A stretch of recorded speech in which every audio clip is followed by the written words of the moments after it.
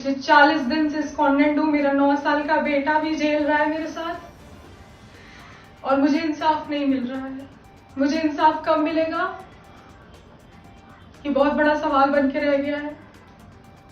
मैं आप सबसे सिर्फ हाथ जोड़ के विनम्र निवेदन ही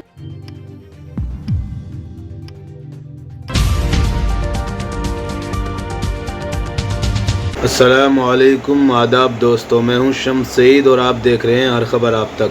दोस्तों, जो खबर आज आपसे साझा करने वाला हूं और शेयर करने वाला हूं वो उत्तर प्रदेश से जुड़ी है।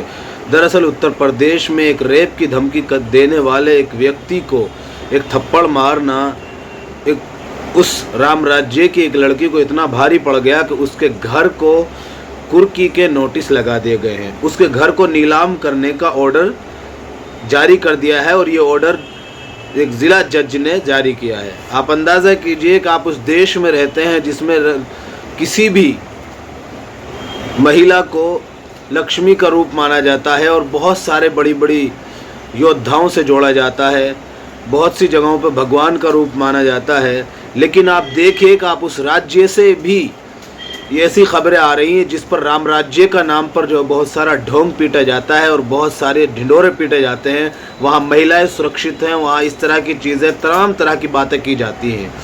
आप अंदाज़ा करेंगे इस खबर को जानकर। दरअसल आपको बता दें कि पिछले दिनों आपने देखा होगा कि एक लड़की जो है, एक व्यक्ति जिसको कई सारे लोगों ने पकड़ रखा था, वो उसको थप्पड़ मारती है और बताया जाता है कि उसने उसको लगातार जब वो कुछ पोस्ट करती थी, जैसे सरकार के ख़िलाफ़ या किसी सही चीज़ों की आवाज़ उठाने को, जाहिर सी बात है जो सरकार सत्ता में है उसी से सवाल पूछा जाएगा। लेकिन उसी पर हर पोस्ट पर एक व्यक्ति जो उनको रैप करने की और तरह तरह की धमकियां देने का आरोप उनका लगाया था।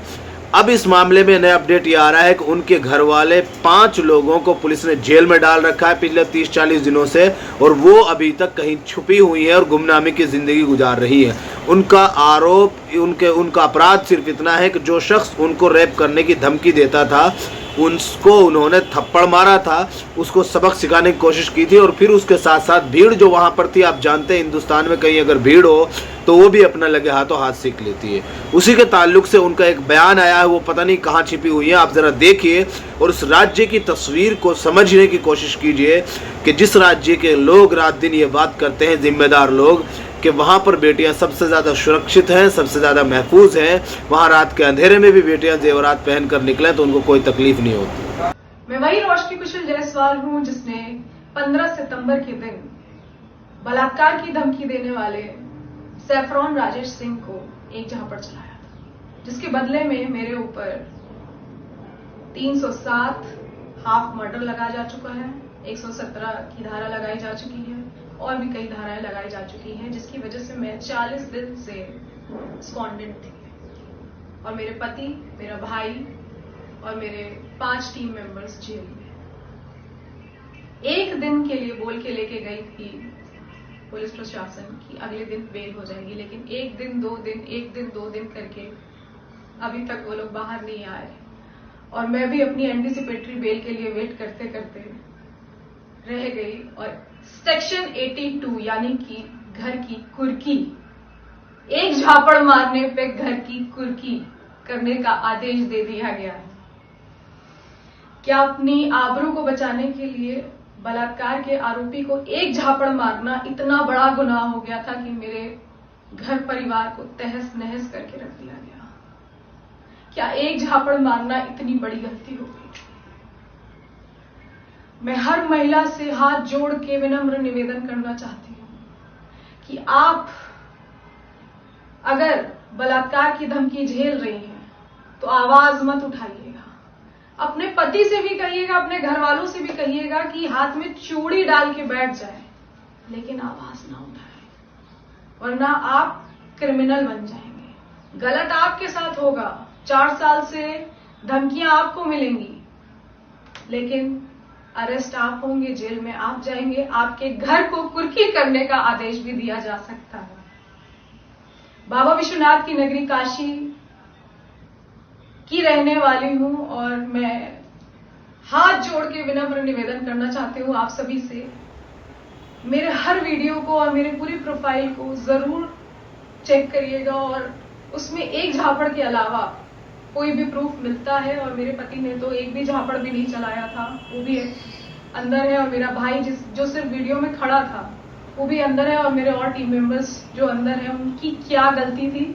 और आपके घर में अगर आपकी बहन बेटी के साथ ऐसा होता और आपने अगर एक झापड़ चलाया होता और आपके घर को कुर्की करने का आदेश दे दिया गया होता तो आप क्या करते? क्या मेरे साथ इंसाफ हो रहा है? ये बहुत बड़ा सवाल है। मैं पिछले 40 दिन से स्कॉन्डेंट हूं, मेरा 9 साल का बेटा भी जेल रहा है मेरे साथ, और मुझे इंसाफ नहीं मिल रहा है। मुझे इंसाफ कब मिलेगा? ये बहुत बड़ा सवाल बन के रह गया है। मैं आप सबसे सिर्फ हाथ जोड़ के विनम्र निवेदन ही कर सकती हूँ कि एक झापड़ के लिए 10-11 बड़ी बड़ी धाराएं लगाकर मेरे पति, मेरे भाई और मेरे टीम मेंबर्स को जिस तरह से अरेस्ट किया गया और मेरे ऊपर भी सेक्शन 82 लगा दिया गया है, इससे मैं, मेरा मायका, मेरा ससुराल, मेरे सारे टीम मेंबर्स का घर परिवार सब तबाह हो चुका है। मेरी मदद कीजिए। Thank you so much. Video आपने देख ली दोस्तों। आपको बता दें कि इस दरिंदे का नाम, जिन पर यह आरोप लगाया था, इनका नाम है सफरोन राजेश सिंह, जिनके इन्होंने इसके खिलाफ आवाज़ उठाई थी कि आपने अधिकार, इन्होंने इनके ताल्लुक से एक पोस्ट, सिर्फ बताया जा रहा है कि इस महिला का जो ताल्लुक है वो कांग्रेस से, इसलिए इनके खिलाफ जो है कुर्की का नोटिस लगाया गया है, जैसा लोग कह रहे हैं। सिर्फ कांग्रेस से भी इन पर सुप्रिया सिन्हा हैं, उन्होंने ट्वीट किया है और उन्होंने इसके लिए आवाज़ उठाई है, जो हम साइड में आपको दिखा रहे हैं। इन्होंने बताया है कि 40 दिनों से इनके जो 5 लोग गायब हैं और मारपीट के आरोप में सब तमाम तर लोग गायब हैं। ये उस राज्य की तस्वीर है जिस राज्य के लोग रात दिन ढिंढोरा पीटते हैं कि उनके यहाँ पर लड़कियाँ सबसे ज़्यादा सुरक्षित हैं। हम आपको ट्वीट साइड में दिखा रहे हैं, आप देख लीजिए। फिलहाल इन तस्वीरों में इतना ही दोस्तों। आगे फिर मुलाकात होगी आपसे किसी ऐसी खबर के साथ। तब तक के लिए जय हिंद, धन्यवाद।